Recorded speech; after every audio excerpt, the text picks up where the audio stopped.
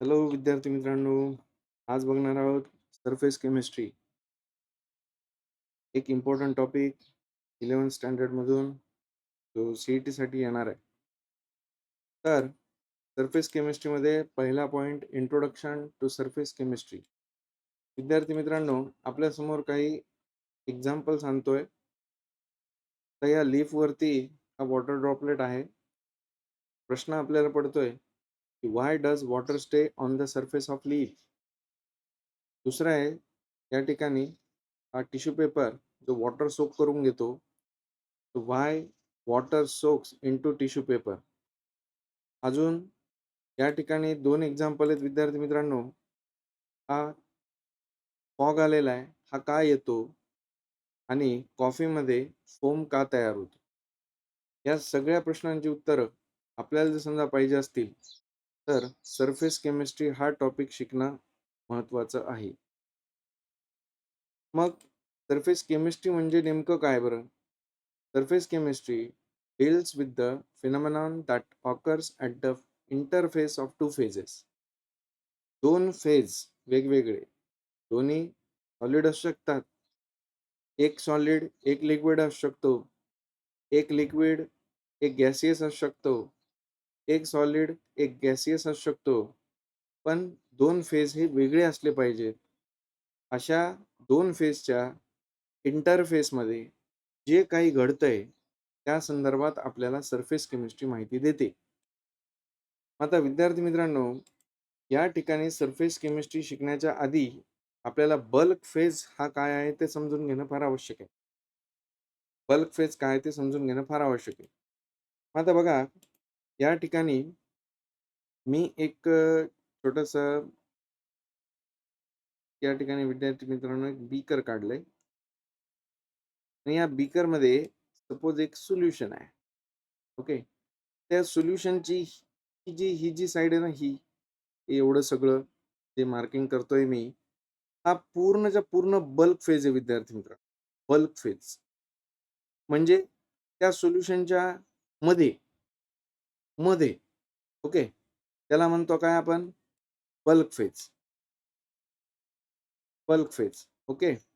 आणि विद्यार्थी मित्रांनो, या ठिकाणी सरफेस कुठं म्हणता येईल मग? हा झाला त्याचा सरफेस. बघा, हा झाला surface. Okay, this is what? This is surface. Okay. तर सरफेसच्या वरती विद्यार्थी मित्रांनो, इथं फेज बदलायला, इकडे सपोज गॅसियस फेज असणार आहे. पूर्ण. ओके. तर बल्क सोडून त्या प्रत्येक फेजला काहीतरी बाउंड्री असेल. ती बाउंड्री म्हणजेच काय झाली? त्याची सरफेस आहे. Okay. The bulk phases that we come across in surface chemistry may be pure compounds or solution. Bulk phases हे कसे असणार आहेत? प्युअर कंपाऊंड असतील आणि सोल्युशन असेल, what ever. The interface is normally a few molecules thick, but it's area depend on the size of particles of bulk phases. मग interface म्हणजेच काय? सरफेस म्हणतोय. ओके. हा सरफेस डिपेंड कोणावरती असणार आहे? त्या पर्टिक्युलर बल्क फेज मध्ये प्रेझेंट असलेल्या कंपाऊंड्स वरती डिपेंड असणार आहे. आता विद्यार्थी मित्रांनो, ह्याच्यात काही फेनॉमेनॉन्स आहेत. ते फेनॉमेनॉन्स समजून घेण्याचा आपण प्रयत्न करू. First one is the adsorption. Adsorption या ठिकाणी विद्यार्थी मित्रांनो, can you believe the surface of a solid has the tendency to attract and retain the molecules of the phases with which it comes into contact. म्हणजे solid surface असो किंवा liquid surface असो, इथं विद्यार्थी मित्रांनो सरफेस कुठला आहे त्याला जास्त महत्व नाहीये. सॉलिड असो लिक्विड असो, पण तो सॉलिड किंवा लिक्विड सरफेस दुसऱ्या फेज मधल्या त्याच्या संपर्कात आलेल्या मॉलिक्युल्सला किंवा पार्टिकल्सला स्वतःकडे अट्रॅक्ट करतो. त्यालाच आपण काय म्हणतोय? ऍडसॉर्प्शन. ओके. आता बघून घ्या महत्वाची गोष्ट. या ठिकाणी ऍडसॉर्प्शन म्हणजे काय? सरळ सरळ आता, the accumulation of molecular species accumulation म्हणजे येऊन बसणे बरं का. ठीक आहे. accumulation of molecular species at the surface rather than in the bulk of a solid or liquid is termed adsorption. विद्यार्थी मित्रांनो, ती जी मॉलिक्युलर स्पीसीज यायली ती बल्क फेज मध्ये न जाता ती फक्त कुठं बसायली, सरफेस वरती येऊन बसत आहे. बरोबर आहे. म्हणून याला काय म्हणायचं, या टर्मला काय म्हणायचं, ऍडसॉर्प्शन म्हणायचं. मग आता इथं एक छोटासा डेमो देतोय, बघून घे. हे जे ब्लू कलरचे मॉलिक्युल्स आहेत, हे मॉलिक्युल्स विद्यार्थी मित्रांनो येलो कलरच्या त्या सरफेस वरती जाऊन बसले. तुम्हाला वाटल्यास या ठिकाणी मी विद्यार्थी मित्रांनो पुन्हा दाखवू शकतो. हा जो येलो कलरचा सरफेस आहे, हा हा सरफेस विद्यार्थी मित्रांनो, ठीक आहे, याच्यावरती कोण यायले, ब्लू कलरचे मॉलिक्युल्स किंवा पार्टिकल्स हे येऊन बसले. त्याला काय म्हणता येईल, आपल्याला ऍडसॉर्प्शन म्हणता येईल. आता ऍडसॉर्प्शन होत असताना दोन गोष्टी आहेत ना, एक तर कुठला तरी सरफेस आहे, सॉलिड किंवा लिक्विड है ना, तसा हा आहे इथं येलो कलरचा आहे ना, इथं मार्किंग करायला बघा. तर तो सरफेस आणि त्याच्यावरती येऊन बसणार आहे, ते दोन आहेत. बरोबर. मग कोणाला नेमकं काय म्हणायचं त्या संदर्भात विचार करू. बघून घ्या. जे पार्टिकल्स सरफेस वरती येऊन बसणार आहेत त्याला म्हणायचं ऍडझॉर्बेट. त्याला म्हणायचं ऍडझॉर्बेट. मग आता त्याला इथे डिफाईन करून दिले.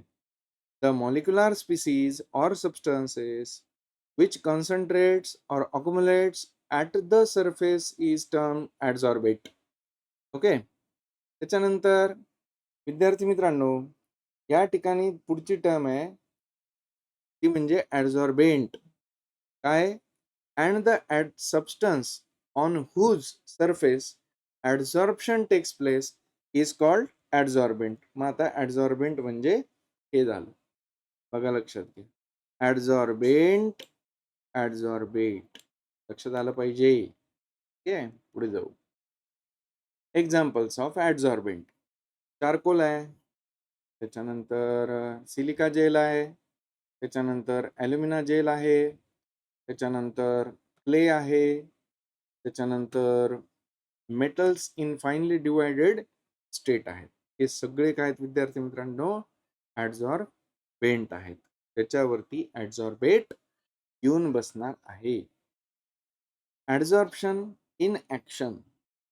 विद्यार्थी मित्रांनो, ऍडझॉर्प्शन हे आपल्याला नेमकं समजून घ्यायचे, तर काही एक्झाम्पल्सच्या द्वारे आपल्याला ते समजून घ्यावं लागेल. ओके. आता example number 1.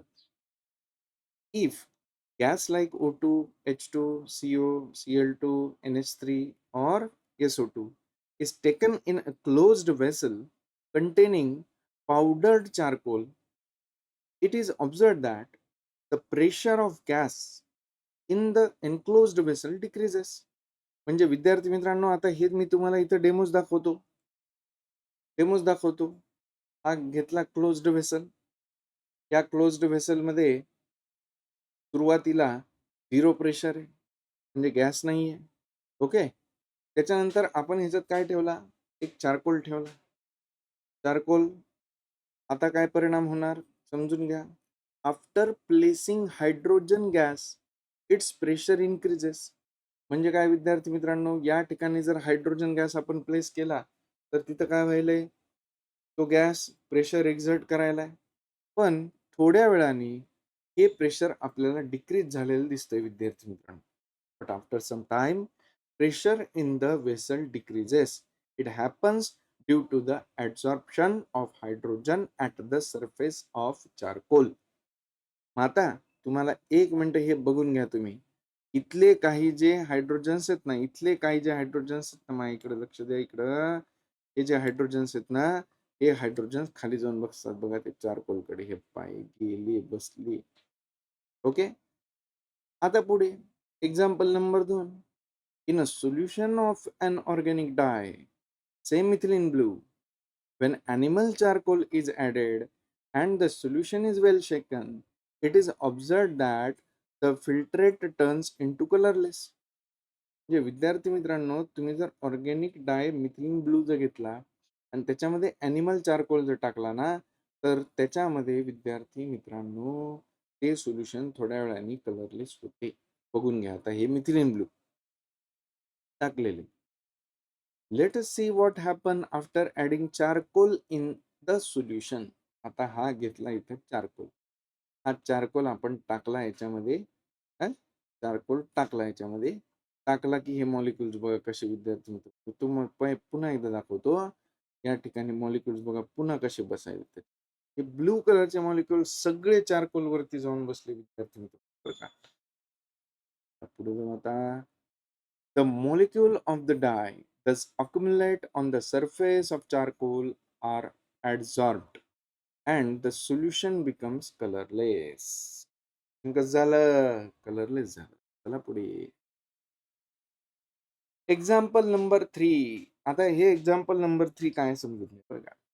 Aqueous solution of raw sugar when passed over beds of animal charcoal become colorless as the coloring substance are absorbed by charcoal. हेच आहे पुन्हा. जे काही aqueous सोल्युशन असतं रॉ शुगरचं, त्याला एक व्हाईट शुगर तयार करण्यासाठी, कलरलेस शुगर तयार करण्यासाठी त्यांना ॲनिमल चारकोलच्या बेड्सवरून त्यांना पास केलं जातं. म्हणजे जे काही कलर असतं ते ॲनिमल चारकोल काय करतो? स्वतः ओढून घेतो. चलो आगे. Example number 4. The air becomes dry in presence of silica gel. हे विद्यार्थी मित्रांनो एकदम खास आहे. मार्केटमध्ये वॉटर बॉटल्स किंवा काही डब्बे वगैरे आपल्याला मिळतात पहा. त्याच्यामध्ये छोट्या-छोट्या व्हाईट कलरच्या पुड्या असतात विद्यार्थ्यांनो. त्या असतात सिलिका जेलच्या. सिलिका जेल काय करतं, की मॉइश्चर स्वतःकडे ॲब्सॉर्ब करून घेतं. म्हणजे ड्राय ठेवतं तेवढी एअर वगैरे. Okay. The air becomes dry in the presence of silica gel because water molecule get adsorbed on the surface of gel. मग आता या ठिकाणी मेक अ नोट. विद्यार्थी मित्रांनो ॲब्झॉर्प्शन झालं. म्हणजे एका सरफेसवरती दुसरे पार्टिकल्स येऊन बसले, बरोबर? आता त्या बसलेल्या पार्टिकलला जर आपल्याला रिमूव्ह करायचं असेल तर विद्यार्थी मित्रांनो, the process of removing an adsorbed substance from a surface on which it is adsorbed is called desorption.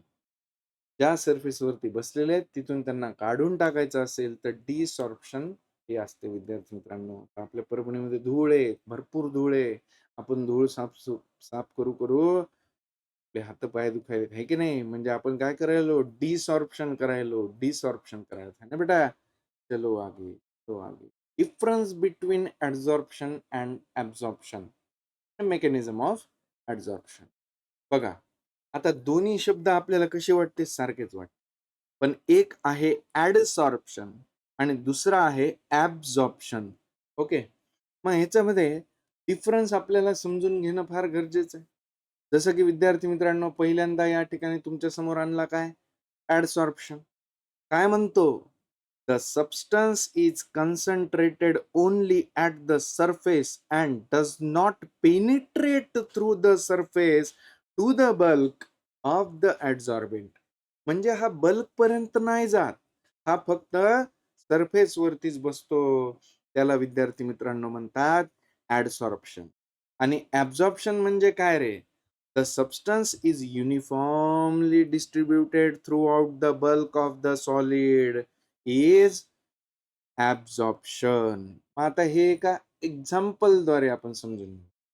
हा चॉक आहे विद्यार्थी. ह्या चॉकला आपल्याला डीप करायचंय इंक बॉटलमध्ये.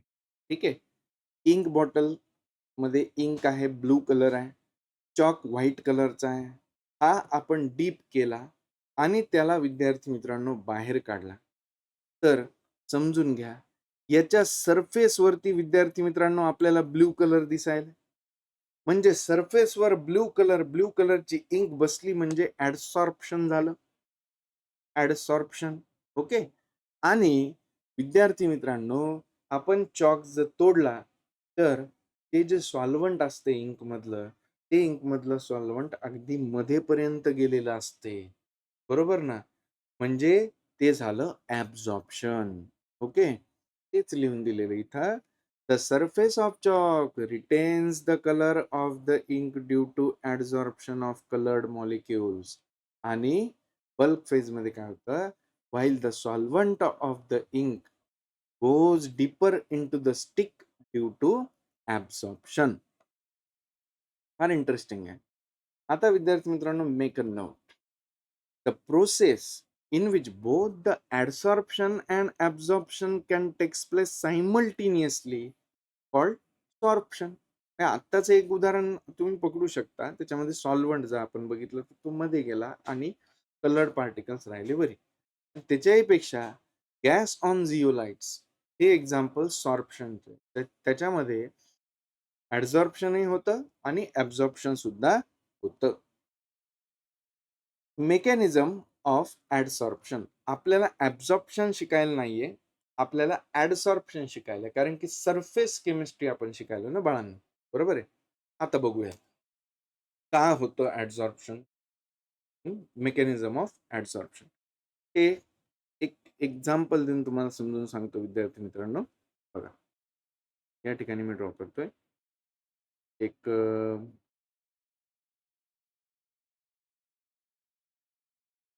ऍडझॉर्बेट. ओके, हा आहे सरफेस, आहे की नाही. हा एरो देतोय, हा आहे सरफेस, राईट, सरफेस एरिया. मग आता विद्यार्थी मित्रांनो, या सरफेस वरती ऍडझॉर्प्शन होणार आणि बाकी इकडची साईड जी आपण बघतोय ना, ही पूर्ण सराउंडिंग त्याची, ही कशाने बनलेली आहे, ही गॅसने बनलेली आहे की नाही बेटा. मग बघा, समजून घ्या. Adsorption arises because surface particle of adsorbent are not surrounded by atoms or molecules of their same kind. म्हणजे सरफेस वरचे जे सरफेस मध्ये बसलेले जेवढे काही मॉलिक्युल्स आहेत किंवा ऍटम्स आहेत ते बल्क मध्ये बसलेल्या, हा बल्क आहे रे बाबा, हे लक्ष दे रे बाबा, हा काय बल्क आहे. बल्क मध्ये बसलेल्या मॉलिक्युल सारखी त्यांची परिस्थिती नाहीये. बल्क मध्ये बसलेला हा मॉलिक्युल बघितला तर सगळीकडे सारख्या ऍटम्स अँड मॉलिक्युल्सनी सराउंड झालेला आहे बेटा. पण या सरफेस वरती बसलेल्या मॉलिक्युलचं तसं आहे का, इकडून बल्क मधले असलेले त्याच्याच सारखे मॉलिक्युल्स आहे की नाही, पण इकडून कोण आहेत, इकडून आहेत गॅसियस मॉलिक्युल्स, आहे की नाही. मग ते इम्बॅलन्स झालं की नाही, आहे की नाही. बघून घ्या आता. तर पुन्हा सांगतो, the adsorption arises because surface particles of adsorbent are not surrounded by atoms or molecules of their same kind on all sides, and hence they possess unbalanced or residual attractive forces which are responsible for attracting adsorbate. आणि ह्याच्यामुळेच हे जे adsorbed आहेत, हे adsorbed या surface कडे attract केले जातात.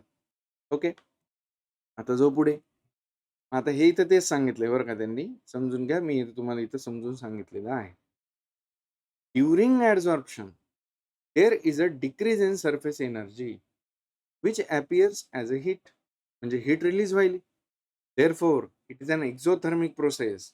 Delta H is equal to minus delta H ही निगेटिव्ह असते. त्याच्यानंतर विद्यार्थी मित्रांनो, एक गोष्ट लक्षात घ्या, डेल्टा एच इज निगेटिव्ह. हा, मग आता हे पार्टिकल जाऊन बसले सरफेस वरती, तर इथं काय होणार, हीट रिलीज होणार, डेल्टा एच इज निगेटिव्ह. आता विद्यार्थी मित्रांनो, पुढचा पण पॉइंट फार इंटरेस्टिंग आहे. When a gas is adsorbed, the freedom of movement of its molecules become restricted. ती रिस्ट्रिक्ट होणार, रॅन्डमनेस कमी होणार, एंट्रॉपी सिस्टीमची डिक्रीज होणार. तो delta S is also negative. मग adsorption is thus accompanied by decrease in enthalpy as well as decrease in entropy of system. He entropy आणि एन्थॅल्पी ही decrease झाल्यानंतरच ऍडझॉर्प्शन होईल. मग विद्यार्थी मित्रांनो, गिब्स फ्री एनर्जीचं काय होईल लक्षात घ्या. But adsorption is a spontaneous process, ही स्पॉन्टेनियस प्रोसेस आहे. And for spontaneous process Gibbs free energy must be negative. आता ही निगेटिव्ह येण्यासाठी काय असतंय समजून घ्या. Delta G is equal to delta H minus T delta S. ही निगेटिव्ह येण्यासाठी विद्यार्थी मित्रांनो, it is possible when delta H is negative and minus T delta S is positive. म्हणजे ही जी एन्थाल्पी आहे हिची व्हॅल्यू जास्त निगेटिव्ह असली पाहिजे आणि या एन्थाल्पीपेक्षा कमी निगेटिव्ह व्हॅल्यू असली पाहिजे टी डेल्टा एस ची.